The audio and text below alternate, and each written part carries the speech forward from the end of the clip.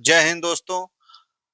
मैं प्रवेश सिंह आज के क्लास में आप सभी का स्वागत करता हूं। जैसा कि मैं आपको मेडिवल हिस्ट्री में दिल्ली सल्तनत स्टार्ट किया था और दिल्ली सल्तनत में दास वंश या गुलाम वंश का एक शासक मैंने बताया। क्या किसके बारे में बताया था पीछे के लेक्चर में?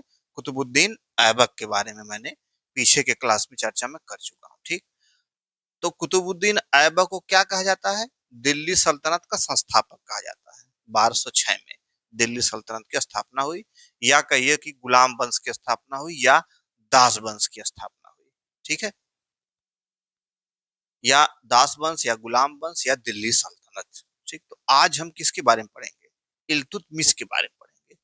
और इल्तुतमिश के बारे में पढ़ने से पहले मैं आपको पहले इल्तुतमिश का पूरी जो फिलॉसफी है उसके बारे में बताऊंगा। पूरा उसमें एक बार मैं जब बता दूंगा तो फिर जो बोर्ड पे मैंने जो जो लिखा है वो आपको नोट कर लीजिएगा आप। लेकिन आपको रटने की जरूरत नहीं पड़ेगी, एकदम आपको माइंड में सेट हो जाएगा। एकदम बस समझिए कि इ- इतना क्लैरिफिकेशन से मैं बताऊंगा, एकदम क्लियर कट, कि आपको कहीं कोई कंफ्यूजन नहीं होगा। पूरा इल्तुतमिश, इससे बाहर कोई क्वेश्चन भी नहीं जाएगा। ठीक है, तो आप बने रहिए, देखिए। आप इस लेक्चर को देखिए, इसके बाद लास्ट में आप देखिए और कमेंट करिएगा कि सर ने कैसा पढ़ाया, कि मैंने कैसा पढ़ाया। यदि मैंने घटिया पढ़ाया है तो आप कमेंट करके आप कर सकते हैं कि सर आपने ये चीज मेरे समझ में नहीं है, या ये चीज आपने गलत पढ़ाया, जो भी पढ़ाया। ठीक, तो आप 20 मिनट 25 मिनट कंसंट्रेट रहिए। इसके बाद इल्तुतमिश एकदम आपको जवान पे याद होगा। ठीक है, तो आइए हम शुरू करते हैं इल्तुतमिश को। देखिए, दिल्ली सल्तनत जैसा कि मैंने लिखा है, दास वंश या ममलूक वंश या इलवरी वंश या प्रारंभिक तुर्क। तो इसमें मैंने एक शासक को बता चुका हूं, मैं आपको बताया कुतुबुद्दीन ऐबक के बारे में बता चुका हूं। तो इल्तुतमिश को दिल्ली सल्तनत का वास्तविक संस्थापक कहा जाता है और कुतुबुद्दीन ऐबक को दिल्ली सल्तनत का संस्थापक कहा जाता है। तो ये चीज मैं आपको बार बार कहता था कि संस्थापक और वास्तविक संस्थापक में आपको मैं जब मेडिवल हिस्ट्री बताऊंगा तब आपको एकदम क्लियर हो जाएगा। तो ये चीज आज आपको एकदम क्लियर हो जाएगी कि संस्थापक और वास्तविक संस्थापक में मुख्य डिफरेंस क्या है। आखिर में क्यों किसी को वास्तविक संस्थापक कहा जा रहा है, क्यों किसी को संस्थापक ही कहा जा रहा है। ठीक है, तो कुतुबुद्दीन ऐबक ने क्या किया कि लाहौर के आसपास के एरिया में रहता था। ठीक, और एक झंडा गाड़ दिया कि हाँ, लाहौर के आसपास एक झंडा गाड़ दिया, हाँ ये रहा दिल्ली सल्तनत। ठीक है, उसने राजधानी अपनी लाहौर बनाई। और ये, अब आइए इल्तुतमिश के बारे में पढ़ते हैं। बी, इल्तुतमिश दिल्ली सल्तनत का वास्तविक संस्थापक। दिल्ली सल्तनत को दिल्ली सल्तनत बनाया, राजधानी दिल्ली। तो इसको शुरू करने से पहले मैं आपको बताया ना कि कुतुबुद्दीन ऐबक जो था वो संस्थापक था, दिल्ली सल्तनत का ही वास्तविक संस्थापक था। कुतुबुद्दीन ऐबक को ज्यादा समय नहीं मिल पाया, 4 साल ही रहा, 1206 से 1210 तक। तो उसको ज्यादा समय नहीं मिल पाया।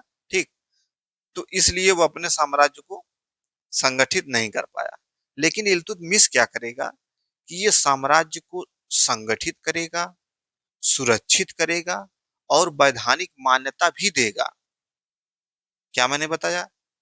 कुतुबुद्दीन ऐबक जो है केवल एक झंडा गाड़ दिया, खा ये रहा दिल्ली सल्तनत, कुतुबुद्दीन अपनी राजधानी लाहौर बनाया। ठीक, लेकिन इल्तुतमिश क्या करता है कि राजधानी लाहौर से हटा के दिल्ली करता है। सबसे पहले तो यही काम करता है कि लाहौर से हटा के राजधानी को दिल्ली करता है। ठीक, तो सही में कहिए कि दिल्ली सल्तनत को दिल्ली सल्तनत सही में अगर किसी ने बनाया तो कौन बनाया? इल्तुतमिश ने बनाया। ठीक, कैसे बनाया?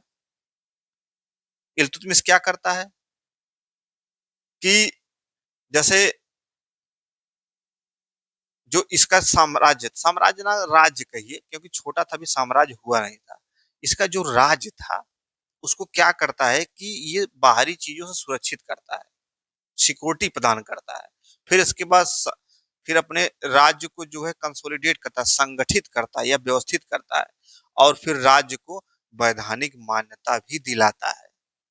जैसा कि मैंने यहाँ पे लिखा है कि दिल्ली सल्तनत को दिल्ली सल्तनत बनाया, राजधानी दिल्ली किया। तो सही में दिल्ली सल्तनत को दिल्ली सल्तनत सही में किसी ने बनाया? इल्तुतमिश ने बनाया। क्यों? क्योंकि इसने राजधानी पर पहले राजधानी कुतुबुद्दीन ऐबक की राजधानी कहाँ थी?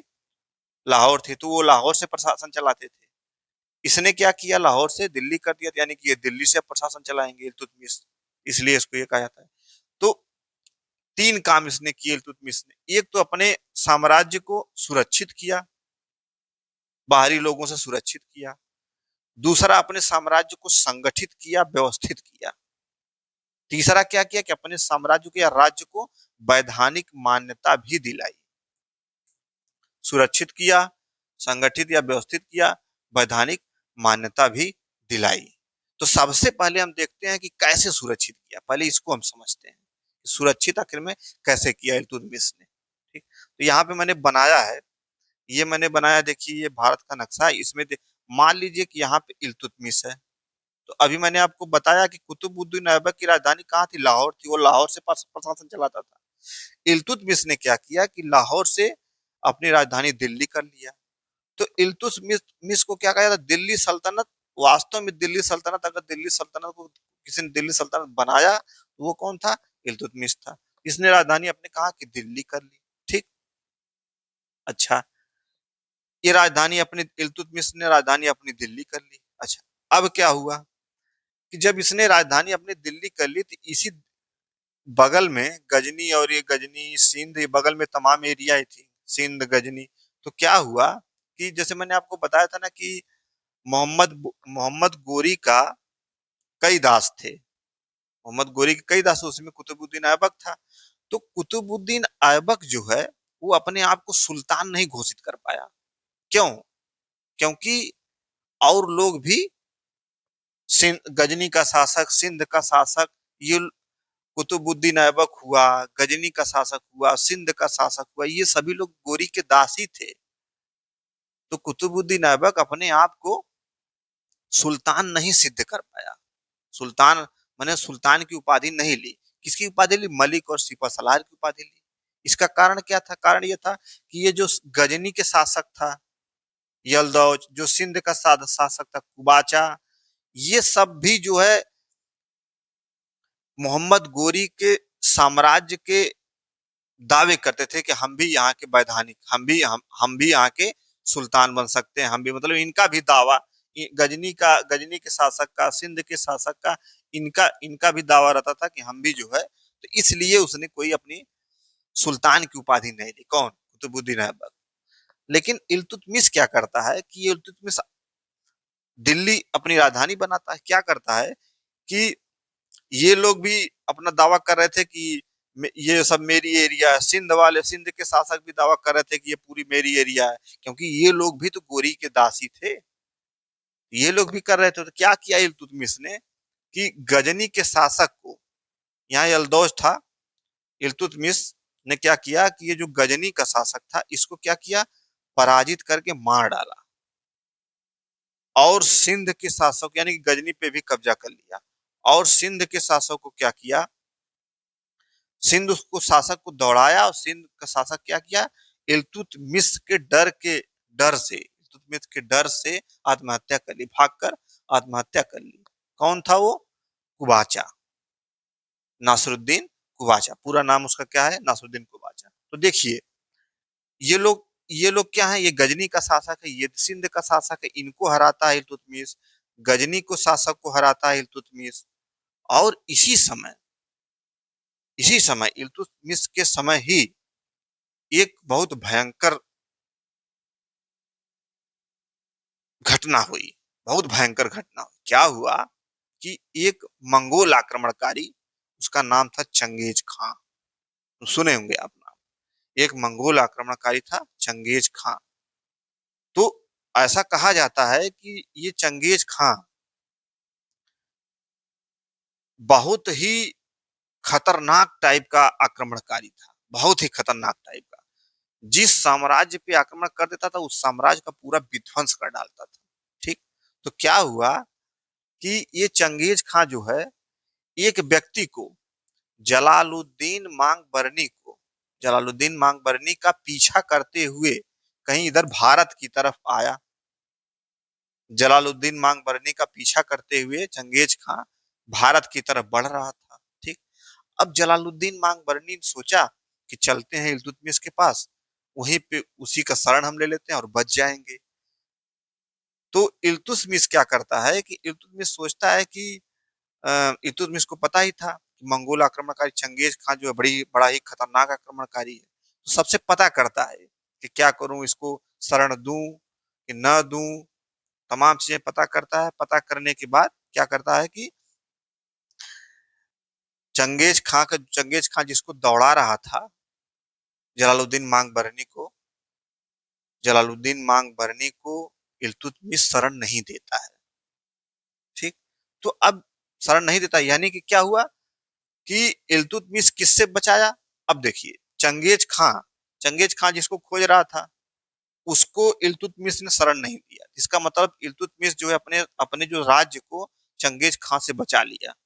अगर ये उसको शरण दे देते इल्तुतमिश, तब क्या होता, तब चंगेज खां इन्हीं पे आक्रमण कर देता।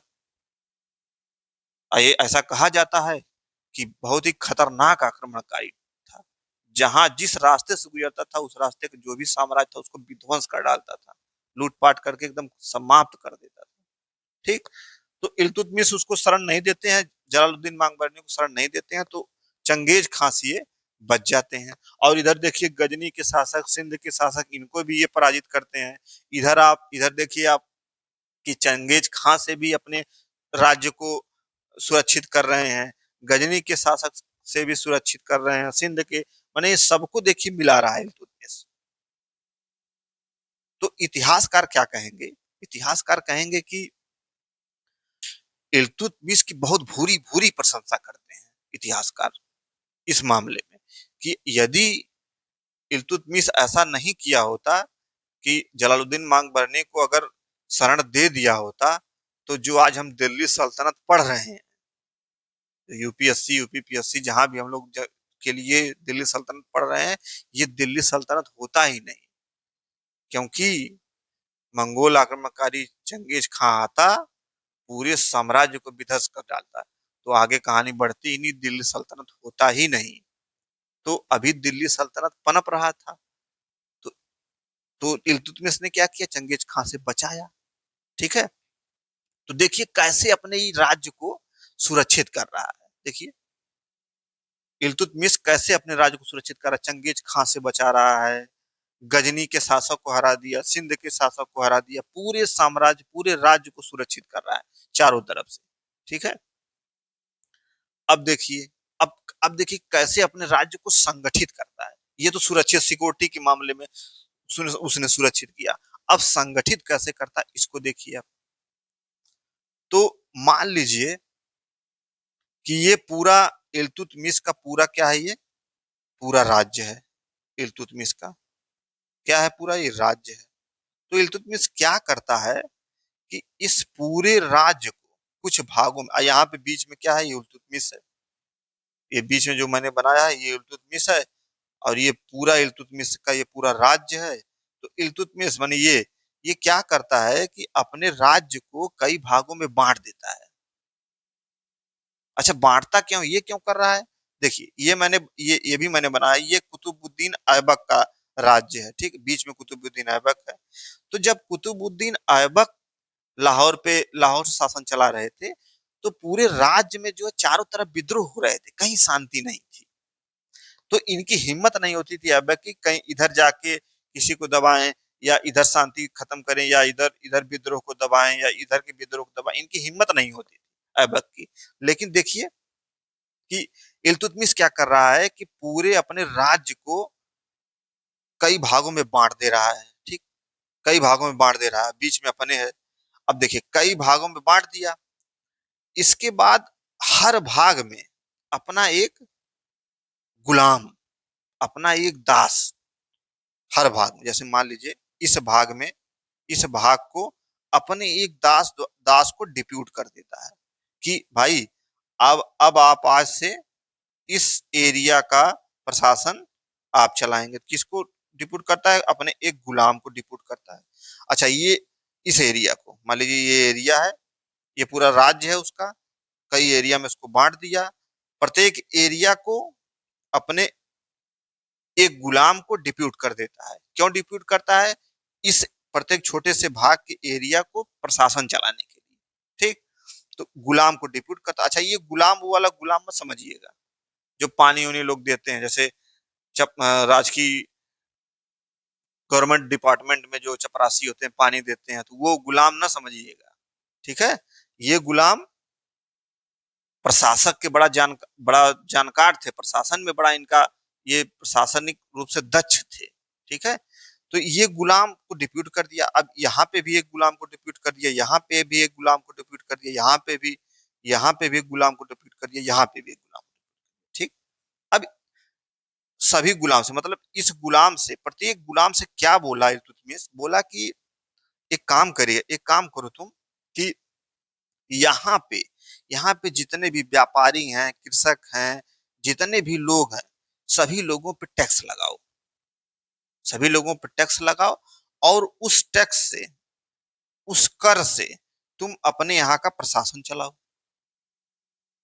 तुम अपने यहाँ का प्रशासन चलाओ, और जो बचे वो प्रशासन चलाने के बाद जो बच रहा है उसको मुझे दे दो। तो मान लीजिए कि ये जो गुलाम है, इस एरिया का जो गुलाम है, पूरे अपने इस एरिया में टैक्स वसूलता है। मान लीजिए कुल 500 रुपए उसको टैक्स मिलता है। ठीक। तो इल्तुतमिश कहता है कि भाई 500 रुपए तुमको टैक्स मिला है, तो इस 500 रुपए में से जितना भी तुम्हारा अपने एरिया में, जैसे सेना की भर्ती के लिए या सेना के वेतन के लिए, घोड़ों के लिए, घुड़सवारियों के लिए, जो भी खर्च मतलब तुम्हारा है, इस 500 में से अपना खर्च निकाल लो। बाकी जो बचे, तो मान लीजिए इसमें से 400 रुपए खर्च हो गया इसका, इस गुलाम का, तो 100 रुपए बचा, तो 100 रुपए मुझे दे देना। ठीक। 100 रुपए ये इसको दे दिया। इसी प्रकार इस एरिया का जो गुलाम है ये भी इनको देगा। इसी प्रकार ये भी 100 रुपए, ये भी 100 रुपए, ये भी 100 रुपए, ये भी 100 रुपए। अब देखिए, अब इसके पास भी पूरा जो है क्या हो गया, इसके पास भी पैसा इकट्ठा हो गया, आर्थिक रूप से ये भी मजबूत। और इस एरिया का ये प्रशासन चला ही रहा है, ये भी इस एरिया का प्रशासन चला ही रहा है, ये भी इस एरिया का प्रशासन चला ही रहा है, ये भी चला रहा है, ये भी चला रहा है। ठीक। तो अब देखिए, ये अपने को भी मजबूत करा। अब इसको जो पैसा मिलेगा उससे ये अपने सेना सेना बल को मजबूत करेगा इल्तुतमिश। और यहाँ ये सब अपना चला ही रहे हैं। जब ये सेना, अच्छा, इन लोगों का कभी कभी ये भी मन करेगा, जो ये गुलाम, इनका मन करेगा साला वसूलता मैं हूँ, सारा पैसा सारा काम मैं करता हूँ, और ये आके इल्तुतमिश सारा पैसा ले लेता है, तो कहीं मैं सोचूं कि इससे अलग हो जाऊं। लेकिन ये, इसको पैसा मिल रहा है तो ये क्या करता है, इसीलिए ये इन सबसे पैसा लेता है कि अपनी सेना को मजबूत करके, यदि ये लोग कोई किसी इनमें से कोई भी विद्रोह करना चाहे, तो ये इनको विद्रोह को दबा दे या उनको कुचल डाले। ठीक। तो देखिए कैसे साम्राज्य को, अब देखिए जो ये एरिया है, जितने एरिया में ये इसने बांटा है, तो जो बटा हुआ भाग है, जो प्रत्येक भाग है, उसको क्या कहते हैं, इक्ता। इक्ता। तो अब क्वेश्चन आपसे पूछा जाता है कि दिल्ली सल्तनत में इक्ता किसने शुरुआत की, इक्ता की शुरुआत किसने की, तो इल्तुतमिश ने की। ठीक है। इस एरिया को क्या, इस एरिया को क्या कहा जाएगा, इस पूरे एरिया को इक्ता। और यहाँ का जो गुलाम होगा उसको कहा जाएगा इक्तादार। क्या कहा जाएगा, इक्ता, इक्तादार। जैसे अभी देखिए, अभी ये इक्ता है, फिर आगे, और जब आगे बढ़ेगा, थोड़ा थोड़ा इसका राज्य और बढ़ेगा, तो आगे क्या हो जाएगा, प्रांत हो जाएगा। फिर जब हम मुगल काल में चलेंगे तो वो सूबा हो जाएगा। तो सूबा का सूबेदार, जैसे आप पढ़ते होंगे कि सूबे में कड़ाके की ठंड, यानी कि प्रांत, यानी कि प्रदेश में कड़ाके की ठंड पड़ रही है। प्रदेश से मतलब है, सूबा मतलब प्रदेश। ठीक है। तो मुगल काल में सूबेदार। तो इसी प्रकार इक्ता मतलब इक्तादार, यानी कि इस एरिया का जो गुलाम था उसको क्या कहा जाता था, इक्तादार। और इस एरिया को इक्ता कहा जाता था। तो इसी प्रकार इल्तुतमिश ने क्या किया कि अपने 40 गुलामों का एक दल बनाया।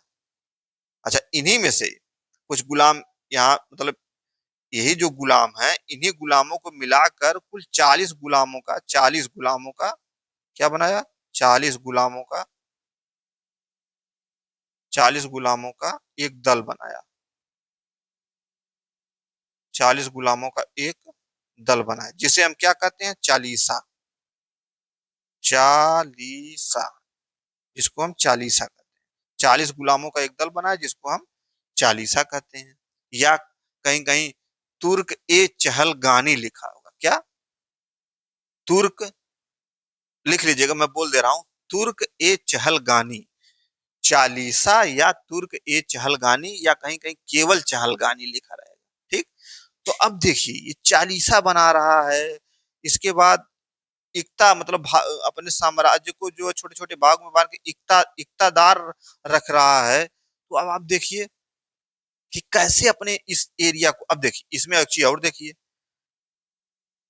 यहाँ पे ऐबक जो थे, इन्होंने केवल झंडा गाड़ दिया कि ये रहा भैया दिल्ली सल्तनत, और इनके साम्राज्य में चारों तरफ विद्रोह हो रहे थे, कहीं शांति नहीं थी, इनकी हिम्मत नहीं होती थी कि कहीं चले किसी को दबाएं या किसी को कंट्रोल करें, किसी को कंट्रोल नहीं कर पाते थे ऐबक।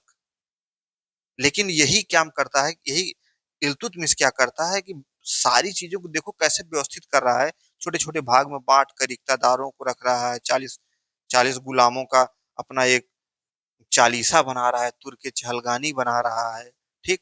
इक्ता इक्तादार बना रहा है, सर्वप्रथम इक्ता की शुरुआत कर रहा है, चालीसा का प्रचलन ला रहा है। अच्छा, और देखिए अर्थव्यवस्था को मजबूत करने के लिए क्या करता है इल्तुतमिश, कि सर्वप्रथम शुद्ध अरबी के सिक्के जारी करता है।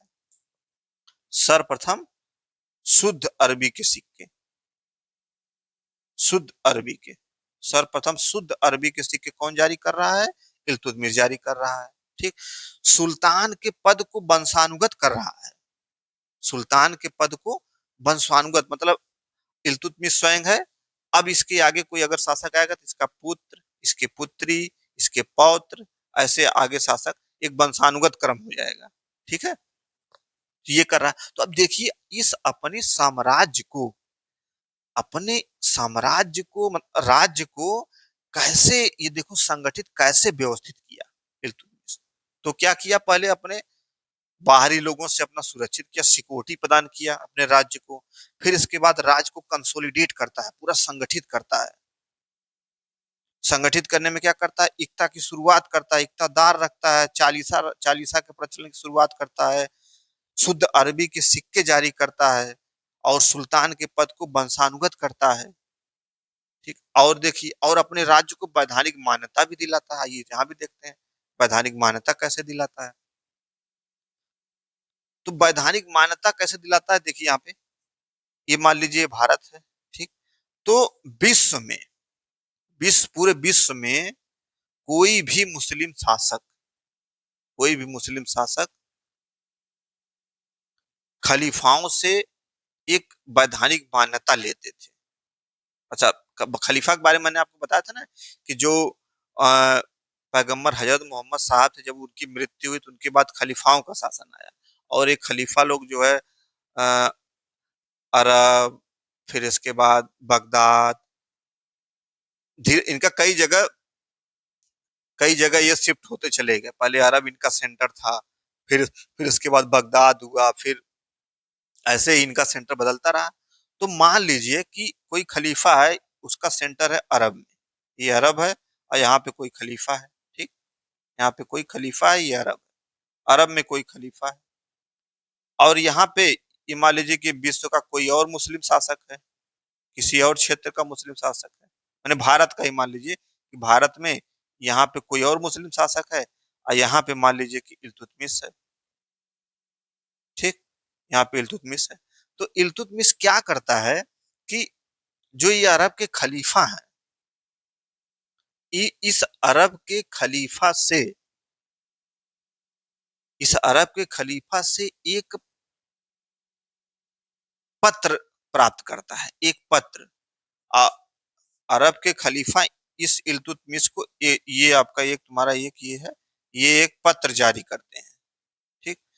अब ये पत्र जारी क्यों करवा रहा है इल्तुतमिश, जैसे कोई भी मुस्लिम शासक खलीफा से कोई पत्र ले रहा है, यानी कि अपने आप को, वो क्या अपने जो राज्य है उस राज्य को क्या सिद्ध करना चाह रहा है जनता के सामने, कि मतलब जनता में स्वीकृति करना चाह रहा है, और ये इसको स्वीकृति दे रहे हैं अरब के खलीफा। ठीक है, ये इसको स्वीकृति दे रहे हैं। अच्छा, मुस्लिम शासकों को इससे क्या होता था, इस पत्र से क्या होता था, ये खलीफा लोग क्या करते थे कि इससे मुस्लिम जो शासक थे उनकी जनता जनता में स्वीकृति बढ़ती थी, एक्सेप्टेंस बढ़ता था, एक्सेप्टेंस बढ़ता था। ठीक है, तो दुनिया में कहीं का भी मुस्लिम शासक था, वो खलीफा से एक लेटर प्राप्त करते थे, और उस लेटर को हम क्या कहते हैं, उस पत्र को हम क्या कहते हैं, खिल्लत। क्या कहते हैं, खिल्लत।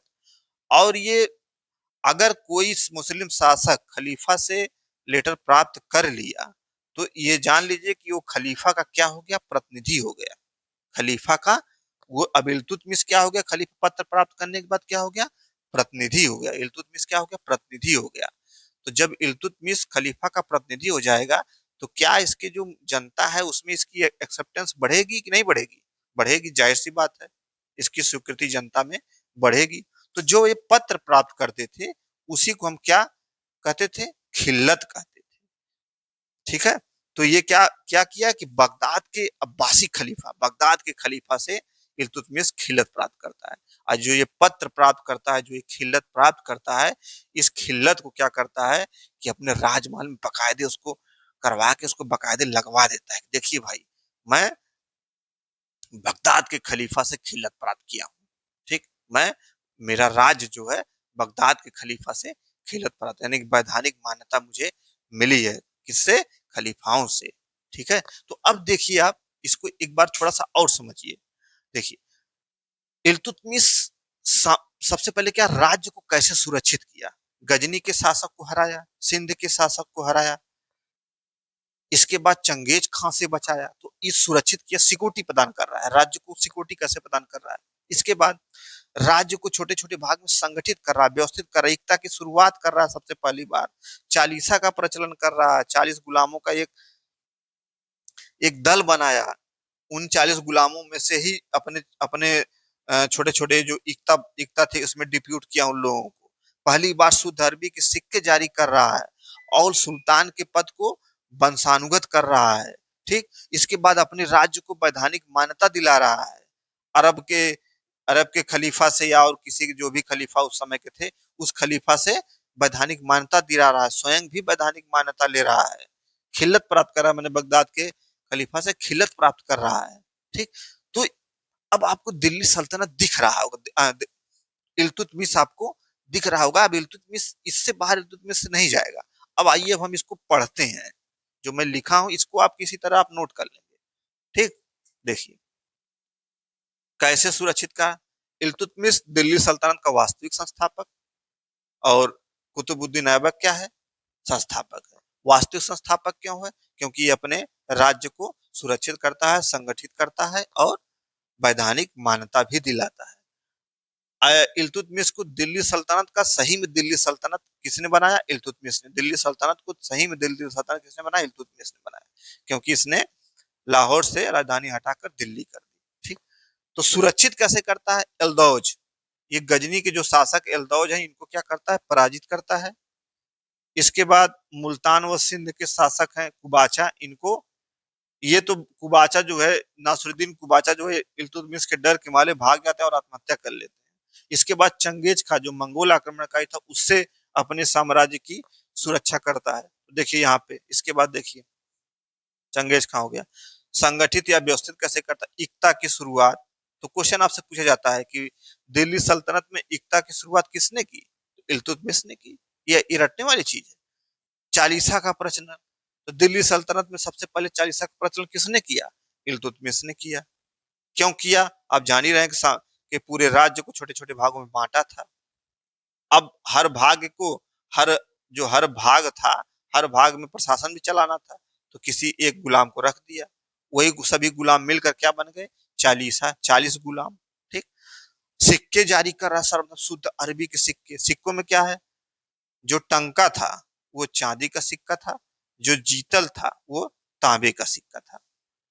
सुल्तान के पद को वंशानुगत कर रहा है, यानी कि सुल्तान का जो पद है, यानी कि अब इल्तुतमिश के बाद जब हम आगे पढ़ेंगे तो इसके पुत्र, इसके पुत्री, इसके पौत्र, इसके बारे में पढ़ेंगे।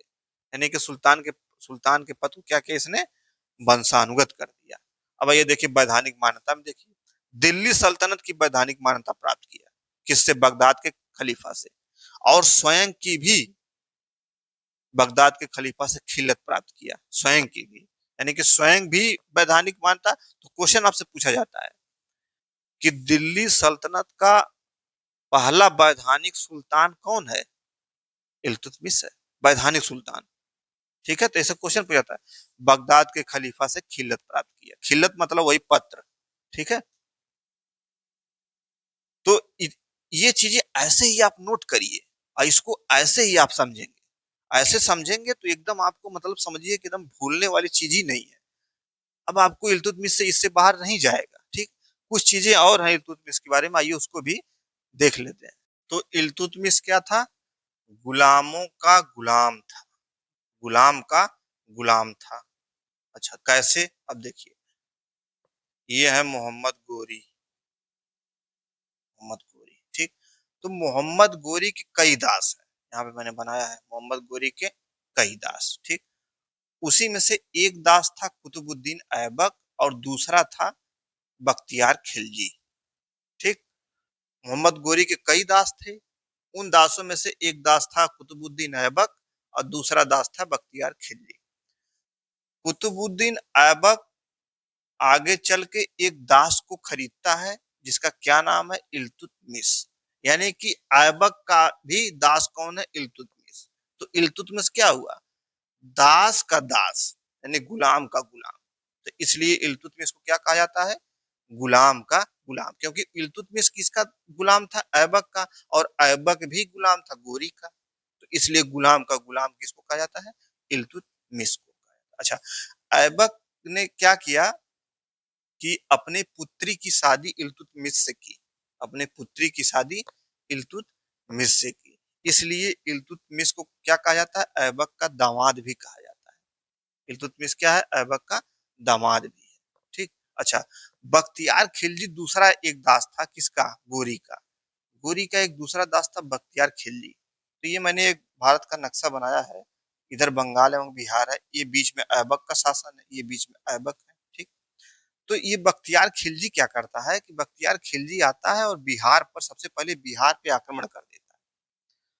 और किसके चक्कर में? धन के चक्कर में। बिहार में नालंदा एवं विक्रमशिला विश्वविद्यालय पे आक्रमण कर देता है, सोचता है कि वहां धन बहुत होंगे, असरफियां मिलेंगी, तमाम चीज सोचता है। उसी के चक्कर में, धन के चक्कर में, बिहार के नालंदा एवं विक्रमशिला विश्वविद्यालय पे आक्रमण कर देता है। इसके बाद जब आक्रमण करता है तो उसको तमाम पुस्तकें, तमाम साहित्य मिलते हैं, उसका मूड खराब हो जाता है।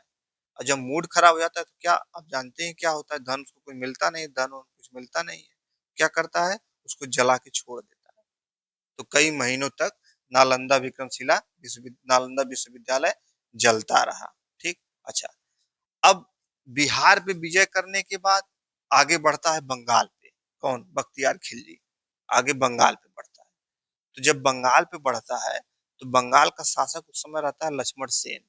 लक्ष्मण सेन, लक्ष्मण सेन बख्तियार खिलजी का नाम सुनकर बंगाल छोड़कर भाग जाता है। तो वही मैं यहाँ पे लिखा हूँ, बख्तियार खिलजी बिहार पर आक्रमण कर नालंदा व विक्रमशिला विश्वविद्यालय को नष्ट कर देता है।